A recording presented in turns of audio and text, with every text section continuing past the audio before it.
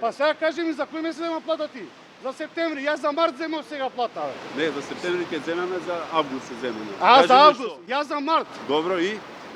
Па што бе, како што и? Нема крај на хаосот во јавниот превоз во Скопје. Денешната средба меѓу приватните превозници и директорот на ЈСП Драги Кушевски за малку ќе прераснеше во физичка пресметка. Причината долгот што градското претпријатие го има кон приватниците во период од 6 месеци.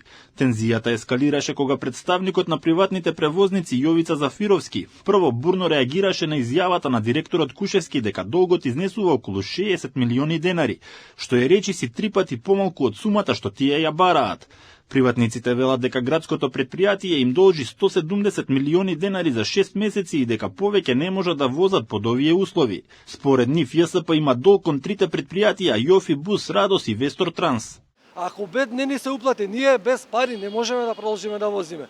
Значи ние ќе чекаме стрпливо до понеделник, нека ни известат. Ако има пари, ние ќе продолжиме да возиме, ние никогаш не сме правиле проблем за таа работа. Види, март ти си платил 10 милиона за март. Ја уште не сум затворен за март. Мене ми должиш уш 3 милиона за март. Кој месец сме сега?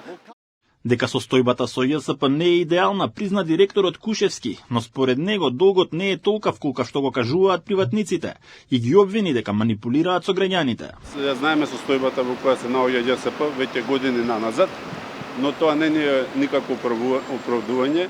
Од кога сум дојден јас, долгот се намалува. Долгот не е тој што беше кажан сега. Долгот во моментов е околу, за сите тројца превозници, околу 60 и нешто милиони денари. Не е точно. Добро, покажете ги картиците ако е така. Покажеме долгот само кон мојот пакет е 35 милиона, кон на Радос е 25 милиона.